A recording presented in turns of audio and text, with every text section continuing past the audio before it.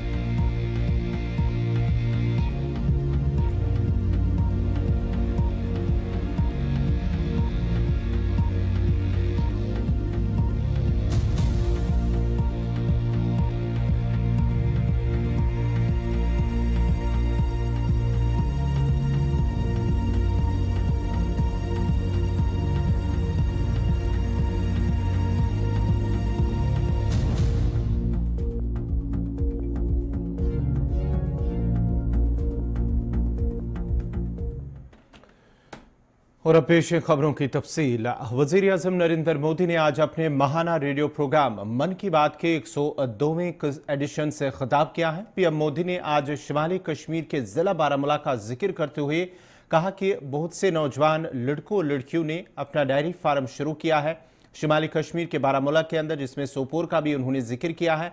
और न सिर्फ उन्होंने कहा है कि न सिर्फ वो खुद रोजगार कमा रहे हैं बल्कि बहुत से बेरोजगार नौजवानों के लिए भी उन्होंने रोजगार के मौके पैदा किए हैं। ज़रिया इस्लाम पीएम मोदी के माहाना रेडियो प्रोग्राम ने हाल ही में अपना 100वां एडिशन एपिसोड भी मुकम्मल किया, जिसे 26 अप्रैल को मुल्क भर में नशर किया गया था। मन की बात प्रोग्राम का 100वां एडिशन 30 अप्रैल को आलमी सतह पर नशर किया गया। इस तकरीब को न्यूयॉर्क में अक़वाम मुत्तहिदा के हेडक्वार्टर से भी बराह रास्त नशर किया गया था। जम्मू कश्मीर की खूब चर्चा होती है, कभी बढ़ते पर्यटन के कारण तो कभी G20 के शानदार आयोजनों के कारण। कुछ समय पहले मैंने मन की बात में आपको बताया था कि कैसे कश्मीर के नादरू देश के बाहर भी पसंद किए जा रहे हैं। अब जम्मू कश्मीर के बारामूला जिले के लोगों ने एक कमाल कर दिखाया है। बारामूला में खेतीबाड़ी तो काफी समय से होती है, लेकिन यहाँ दूध की कमी रहती थी। बारामूला के लोगों ने इस चुनौती को एक अवसर के रूप में लिया। यहाँ बड़ी संख्या में लोगों ने डेयरी का काम शुरू किया। इस काम में सबसे आगे यहाँ की महिलाएं आई, जैसे कि एक बहन है इशरत नबी। इशरत एक ग्रेजुएट है और इन्होंने मीर सिस्टर्स डेयरी फार्म शुरू किया है। उनके डेयरी फार्म से हर दिन करीब 150 लीटर दूध की बिक्री हो रही है। ऐसे ही सोपोर के एक साथी हैं वसीम अनायत। वसीम के पास 2 दर्जन से ज्यादा पशु हैं और वो हर दिन 200 लीटर से ज्यादा दूध बेचते हैं। एक और युवा आबिद हुसैन भी डेयरी का काम कर रहे हैं। इनका काम भी खूब आगे बढ़ रहा है। ऐसे लोगों की मेहनत की वजह से ही आज बारामूला में हर रोज 5.5 लाख लीटर दूध उत्पादन हो रहा है। पूरा बारामूला एक नई श्वेत क्रांति की पहचान बन रहा है। पिछले 2.5-3 वर्षों में यहाँ 500 से ज्यादा डेयरी यूनिट्स लगी हैं। बारामूला की डेयरी इंडस्ट्री इस बात की गवाह है कि हमारे देश का हर हिस्सा कितनी संभावनाओं से भरा हुआ है। किसी क्षेत्र के लोगों की सामूहिक इच्छा शक्ति कोई भी लक्ष्य प्राप्त करके दिखा सकती है। मेरे प्यारे देशवासियों, इसी महीने खेल जगत से भारत बढ़ते आगे बाद जरा जम्मू कश्मीर की हम करेंगे। जम्मू कश्मीर के अंदर और साथ ही साथ लद्दाख में भी गुज़श्ता 24 घंटों के दौरान जलजले के 6 झटके महसूस किए गए हैं। ताहम किसी जानी या माली नुकसान की कोई इतला नहीं है।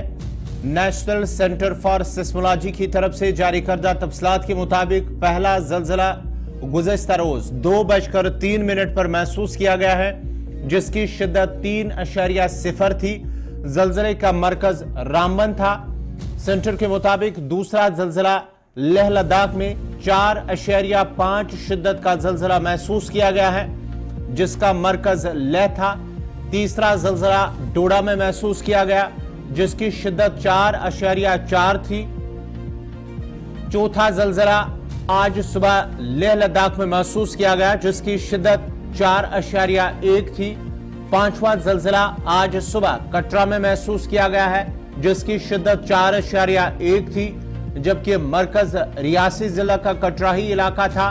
और छठा जल्जला भी आज सुबह महसूस किया गया, जिसका मरकज लेह लद्दाख में था और इसकी शिद्दत 4.3 थी। आपको बताते चले 3.0 से लेकर 4.5 तक जो शिद्दत रही है इस जल्जले की। जम्मू कश्मीर और लद्दाख के अंदर जल्जले के झटके 6 बार जल्जले के झटके महसूस किए गए। गुज़िश्ता रोज 2 बजे से आज सुबह तक 6 बार जल्जले के झटके महसूस किए गए हैं। और इससे पहले आपको बताते चले कि जम्मू कश्मीर और लद्दाख में 13 जून को भी जल्जले के झटके महसूस किए गए थे, जिनकी शिद्दत 5.4 थी, जिसमें खते चिनाब में कुछ इमारतों को नुकसान पहुंचा है। डोडा में सबसे ज्यादा जो बदरवा इलाका है, बदरवा बलेसा, वहां पर नुकसान हुआ है। कई तामीराती ढांचों को नुकसान पहुंचा था, उसके साथ साथ ही कई स्कूलों को भी नुकसान पहुंचा खते चिनाब के अंदर। उसके साथ साथ ही गुज़िश्ता 24 घंटों के दौरान जम्मू कश्मीर और लद्दाख के अंदर 6 बार जल्जले के झटके महसूस किए गए हैं, जिनकी शिद्दत 3.0 से लेकर 4.5 तक रही है।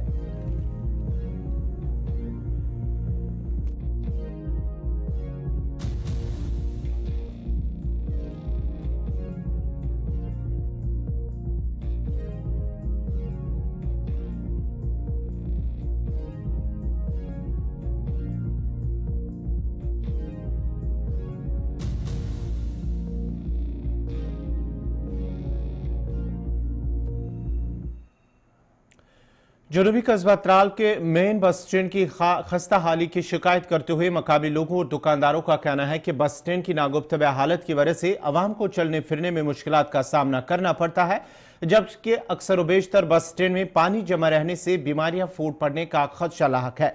और उन्हें जिला इंतजामिया पुलवामा मुतलका महकमे से अपील की है कि मेन बस स्टैंड की मरम्मत की जाए, ताकि आम लोगों के साथ साथ दुकानदारों की मुश्किलात भी दूर हो सके।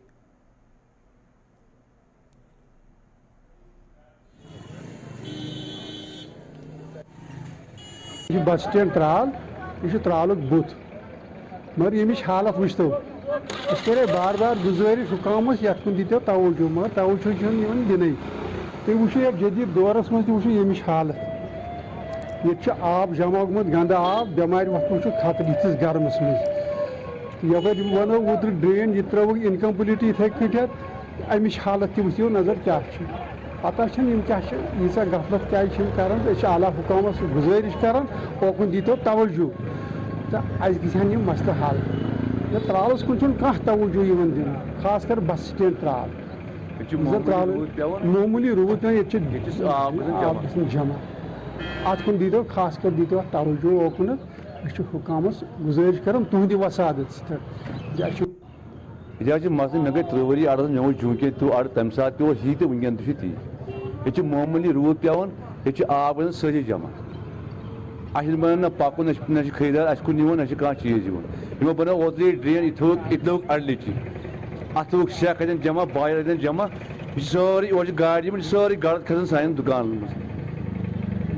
अस वन वारिया लट मगर यम गौर कर कहें तुम वो पान क्या यप सड़क गुम क्या कत खोड़ यप साइडन हप साइडन खोड़ योर सोन अपील यी तुंद बसा से कह अत गई मरम्मत गई यह गोस अड़ बासन यह अड़ यह त्रालुक दिल हम परेशान होते हैं इस बारे हम गवर्नमेंट से अपील करते हैं कि इसका तरफ ध्यान हम परेशान होते हैं।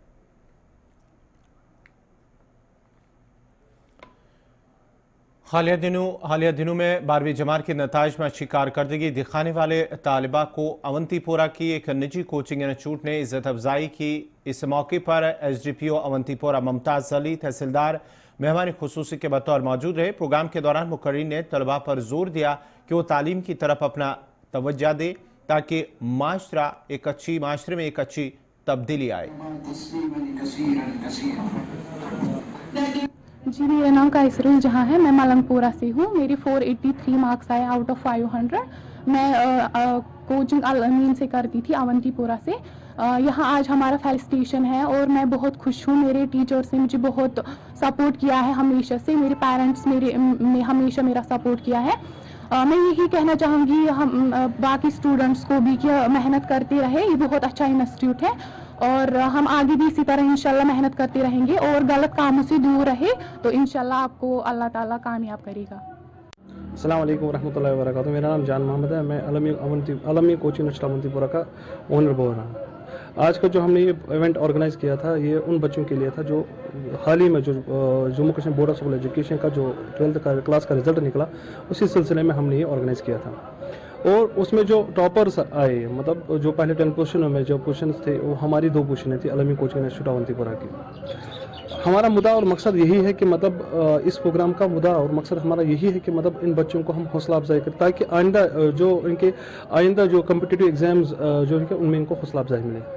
और बाकी हमारा मुद्दा मकसद जो है, हम ये इंस्टीट्यूशन पिछले 12 साल से चला रहे हैं। यहाँ पे हमारा मुद्दा और मकसद यही है कि मतलब यहाँ के जो बच्चे हैं, जो अवंतीपुरा के बच्चे हैं, खासकर अवंतीपुरा त्राल या मलंगपुर साइड के जो बच्चे हैं या इजबहरा साइड के बच्चे हैं, उनको श्रीनगर न जाना पड़े और उनकी मुरवजा तालीम यहीं पर उनको मिले। जो वो वहाँ पे हासिल ना कर सके वो यहाँ पर वो हासिल कर सके। बाकी हमने जो यहाँ पे मेहमानी खुशी जो हमारे यहाँ पे थे वो थे इश्ताक मोहिद्दीन साहब, जम्मू कश्मीर वक्फ बोर्ड ऑफ स्कूल एजुकेशन वक्फ बोर्ड के जो चेयरमैन एग्जीक्यूटिव ऑफिसर है वो थे। और हमारे यहाँ पर SSP साहब भी थे और DSP साहब अवंतीपुरा इम्तियाज़ अली साहब भी थे। और हमारे यहाँ इस्लामिक स्कॉलर मौलाना इंजीनियर उमर अतारी साहब भी थे। और दूसरे हमारे थे यहाँ पे नाज़रीन, खबरनामा जारी रहेगा। यहाँ पे छोटा सा तिजारती वक्फा। शिलवत में Jammu Kashmir kick boxing association ने open JNK UT kick boxing championship 2023 का आगाज किया है। जिला इंतजामिया बांडीपुरा के ताउन से मुनक्कद होने वाले इस इवेंट में तकरीबन 470 लड़कों लड़कियों ने शिरकत की और जम्मू कश्मीर के 14 अजला की नुमाइंदगी करने वाले हर उम्र के जुमरे के लड़कों और लड़कियों ने इस इवेंट में शिरकत की। इब्तिदाई तकरीब में एडिशनल डिप्टी कमिश्नर बांडीपुरा मेहमान खुसूसी के बतौर मौजूद थे। चैंपियनशिप के इनेकाद के फैसले पर कहा गया है कि इससे नौजवानों की खेलों में शिरकत की हौसला अफजाई और उन्हें मनफी असरात से दूर करने की गर्ज से मुनक्कद किया जाएगा और इसके बाद ही उन्हें नेशनल और इंटरनेशनल लेवल पर जो है उनकी सिलेक्शन हो सकती है।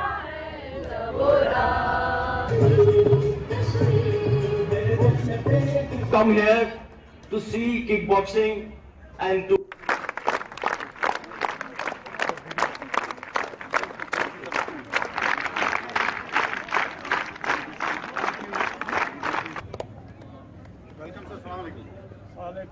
to each one of you on joining us on the partners and all the participants, large distances and various parts of Jammu and corners ready, fighters ready, fighters fight, fighters ready. Championship यहाँ पर हो रही थी। ये kick boxing association of Jammu and Kashmir ने organise की थी। Open JNK UT kick boxing championship जो एक ऑफिशियल चैम्पियनशिप थी, जिसमें आने वाले हमारे नेशनल्स जो होने वाले हैं, सीनियर के, कैडेट्स के, जूनियर और सब जूनियर के, यहाँ पर उसकी सिलेक्शन होने वाली है। और अल्हम्दुलिल्लाह 14 डिस्ट्रिक्ट से पार्टिसिपेशन आई थी और हम कोशिश करेंगे कि यहाँ से अच्छे एथलीट्स निकले और हमारे जम्मू कश्मीर UT को रिप्रेजेंट करके पूरे JNK UT का नाम रोशन करें। ये तो हमारे लिए फ़ख्र की बात है कि एक और बार हमें मौका मिला है। ओपनिंग सेरेमनी थी, यहाँ डिफरेंट पार्टिसिपेंट्स आएंगे थ्रू आउट द UT और इसमें हिस्सा लेंगे।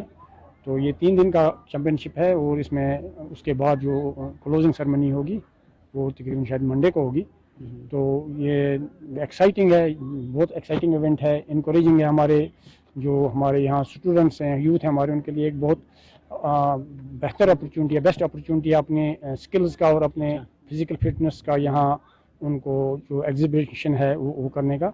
तो I hope district administration will always look forward for such events and will always encourage our youth to participate in these events, and we will be giving all our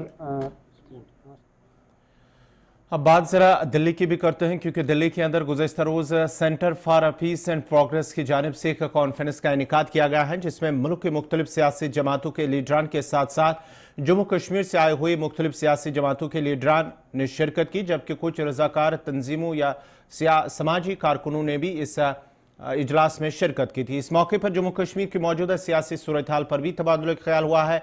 Jammu Kashmir की रियासती दर्जे की बहाली, असम्बली इंतखाबात दफा 370, 35 के अलावा दीगर कई अहम मामलात भी जेर बहस रहे हैं। इजलास के इख्तिताम पर गुलिस्तान न्यूज़ नुमाइंदा ताबिश कमाल ने मुख्तलिफ सियासी जमातों के लीडरान और दीगर शुरका से बात की। जम्मू कश्मीर की धारा 370 और 35A को लेकर के दिल्ली में आज एक राउंड टेबल मीटिंग हुई है। उसमें तमाम जो लीडर्स हैं जम्मू कश्मीर के और एक्टिविस्ट हैं, उन्होंने हिस्सा लिया है। हमारे साथ जम्मू कश्मीर सरकार में पूर्व मंत्री हर्षदेव सिंह जी हैं। बात करते हैं, राउंड टेबल हुई है, किस चीज को, किस इशू को लेकर के आप लोगों ने राउंड टेबल? यहाँ एक तो 370 का मुद्दा था और एक स्टेटहुड रिस्टोर करने की बात यहाँ हुई और इलेक्शंस के ऊपर चर्चा यहाँ हुई। ये एजेंडा में शामिल थे ये तीनों चीजें। तो उसके बारे में जो है हमने भी अपना राय का जो है तबादले ख्यालात यहाँ हुआ है राउंड टेबल कॉन्फ्रेंस में। 370 का मुद्दा जो है वो अभी तो सुप्रीम कोर्ट में है, उसके ऊपर तो कोई टिप्पणी नहीं की जा सकती है, लेकिन स्टेटहुड हमारा रिस्टोर होना चाहिए। और ये छीना क्यों गया है, ये एक बहुत बड़ा सवाल है, क्योंकि यूनियन टेरिटरी की स्टेट्स बनती हुई हमने देखी है, स्टेट की यूनियन टेरिटरी बनते हुए पहली बार देखा है। ये डिमोशन हुई है जम्मू कश्मीर की, और सिर्फ जम्मू कश्मीर रियासत की डिमोशन नहीं है, बल्कि लोगों को डिमोट किया गया है। लोगों की एक जो सेल्फ ऑनर है उसके ऊपर प्रहार हुआ है, आत्मसम्मान के ऊपर एक प्रहार हुआ है। और जल्द से जल्द स्टेटहुड का दर्जा जम्मू कश्मीर को वापस दिया जाना चाहिए। ये संविधान के विरुद्ध है और लोगों के अंदर एक बहुत भारी रोष है इस बात को लेकर कि उनका दर्जा घटाया गया। जिस रियासत को महाराजा गुलाब सिंह ने बनाया और उसके बाद जितने भी हमारे डोगरा रूलर्स रहे हैं, उन्होंने इस रियासत की फलाह बहबूदी के लिए बहुत सारी कुर्बानियां दी, कॉन्ट्रीब्यूशंस दी। और ये उम्मीद की जाती थी जब जम्मू कश्मीर का विलय हिंदुस्तान के साथ हुआ कि जम्मू कश्मीर के लोगों के हक महफूज रखे जाएंगे, लेकिन जिस तरीके से इसको डाउनग्रेड किया गया, जिस तरीके से इसका दर्जा घटाया गया है, उसको लेकर लोगों के दिलों में एक भारी रोष है, एक बहुत भारी गुस्सा है और ये रियासत का दर्जा जल्द से जल्द बहाल होना चाहिए। दूसरी तरफ एक और मीटिंग की बात अभी यहाँ पर हमने जिक्र सुना है कि सितंबर में एक और अपोजिशन की मीटिंग होने वाली है। क्या मीटिंग होगी, क्या एजेंडा रहेगा? देखिए, ये तो जो मीटिंग के ऑर्गेनाइजर्स हैं वही जाने, लेकिन इस वक्त जो मुद्दे चल रहे हैं वो स्टेटहुड का मुद्दा है, इलेक्शन का मुद्दा है, जो आज भी यहाँ डिस्कस हुआ। और इसके ऊपर आगे भी चर्चा की जाएगी कि जम्मू कश्मीर में चुनाव क्यों नहीं करवाए जा रहे हैं। अगर लोकल बॉडीज के चुनाव हो सकते हैं, अर्बन लोकल बॉडीज के हो रहे हैं, रूरल लोकल बॉडीज के चुनाव हो रहे हैं, पार्लियामेंट के चुनाव की बात की जा रही है, तो असेंबली के चुनाव क्यों नहीं हो रहे हैं? लोगों को अधिकार है कि एक चुनी हुई सरकार उनको मिले। संविधान ये कहता है कि लोगों का हक बनता है कि वो अपनी मर्जी की सरकार बनाए अपने वोट के माध्यम से। जमहूरी निजाम से लोगों को वंचित नहीं किया जा सकता है, ये संविधान भी कहता है, ये सुप्रीम कोर्ट भी कहता है। और सुप्रीम कोर्ट ये कहता है कि जहां भी असेंबली प्रीमेच्योरली डिसॉल्व हो, वहां 6 महीने के अंदर इलेक्शन होनी चाहिए। लेकिन यहाँ तो 5 साल हो चुके हैं असेंबली को डिसॉल्व हुए और अभी तक कोई भी इलेक्शन करवाने की चर्चा तक नहीं हो रही है। कहीं इस संदर्भ में कोई बात ही नहीं की जा रही है। ऐसा लगता है कि प्रॉक्सी रूल को भारतीय जनता पार्टी जारी रखना चाहती है जम्मू कश्मीर में। और ऐसा भी माना जा रहा है कि जब तक भारतीय जनता पार्टी दिल्ली में हुकूमत करती रहेगी, केंद्र में सरकार चलाती रहेगी, तब तक जम्मू कश्मीर में चुनाव होने की कोई संभावना नहीं। जम्मू कश्मीर के हालात को लेकर धारा 370, 35 है, उसके अलावा जम्मू कश्मीर में चुनाव को लेकर के आज दिल्ली में एक गोल टेबल मीटिंग हुई है। इस मीटिंग में अलग अलग पॉलिटिकल पार्टी के लीडर भी थे और सोशल एक्टिविस्ट जो जम्मू कश्मीर से जुड़े। हमारे साथ इस वक्त चीफ स्पोक्स पर्सन है नेशनल कॉन्फ्रेंस के तनवीर सादिक साहब बात करते हैं। तनवीर साहब, आज आप लोगों ने यहाँ पर गोल टेबल मीटिंग की है, राउंड टेबल मीटिंग हुई आप लोगों की, किन अहम मुद्दों पर आप लोग मीटिंग कर रहे थे और क्या कोई इसका कंक्लूजन निकल कर आया है? देखिए, हमारे तक कंक्लूजन तो नहीं था, हमारे तक ये था कि जो जम्मू कश्मीर के साथ सौतेली माँ का व्यवहार हो रहा है उस चीज को हम खत्म करें। अब कोई भी ऐसा प्लेटफॉर्म हो जो आइन के अंडर हो जिसमें हम बात कर सकते हैं, उस प्लेटफॉर्म पे हम जाएंगे। आज की जो बहुत इंपॉर्टेंट बात थी वो ये थी कि आज कल 5 साल हो जाएंगे जम्मू कश्मीर को गवर्नर रूल के अंडर, और 8 साल जब से पहला इलेक्शन हुआ, लास्ट इलेक्शन हुआ। तो जम्मू कश्मीर के लोग चिल्ला रहे हैं कि हमारे साथ ऐसा सौतेली माँ का व्यवहार क्यों, हमारे साथ इलेक्शन क्यों नहीं हो रहा है, क्या गवर्नर रूल सब्स्टिट्यूट है डेमोक्रेसी में? हिंदुस्तान एक मदर ऑफ डेमोक्रेसी है।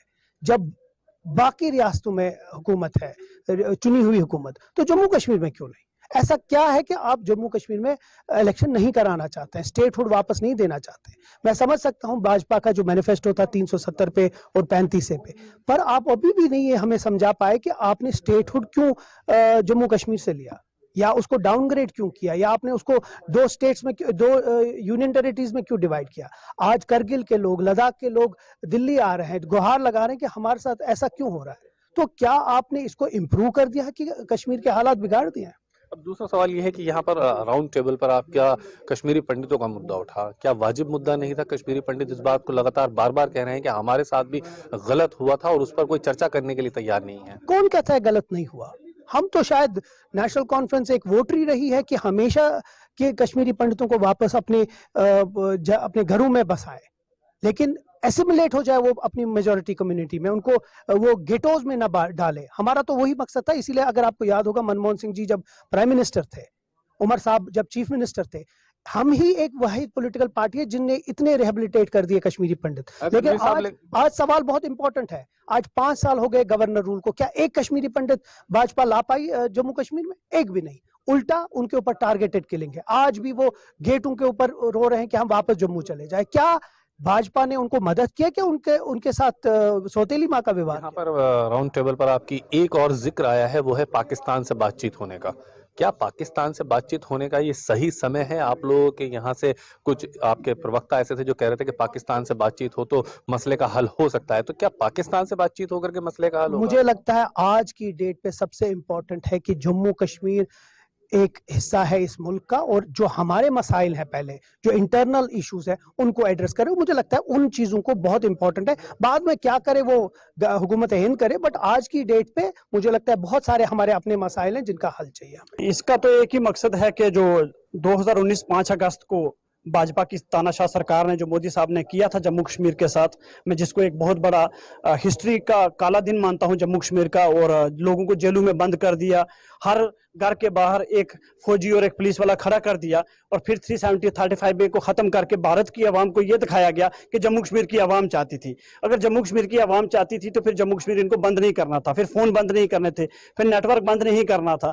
तो जिस तरीके के साथ जम्मू कश्मीर से 370-35 खत्म किया गया, लोगों को बड़ी तादाद में जेलों में बंद किया गया, PSA लगाया गया, जो आज भी जेलों में है, तो उसी के खिलाफ हमने कई प्रोग्राम पहले भी सेमिनार किए, आज भी किया, और इसका मकसद सीधा यही है कि हम मोदी सरकार को यह कह देना चाहते हैं कि तब तक हम हिम्मत नहीं हारेंगे, हम लड़ते रहेंगे, आइन के अंदर रह के लड़ेंगे। लोकतंत्र में हर एक को बोलने का हक है, और हम भी आइन का इस्तेमाल करके हम आपसे ये कहना चाहते हैं कि जो आपने 2019 5 अगस्त को किया था वो गैर आईनी था, गैर जमहूरी था, और क्योंकि उस टाइम चुनी हुई सरकार जम्मू कश्मीर में नहीं थी, चुने हुए MLA नहीं थे वहां, और आपने जो गवर्नर के थ्रू से जो 370 को खत्म करवाया है वो गैर आईनी है, और जम्मू कश्मीर की आवाम उसको एक्सेप्ट नहीं करती है।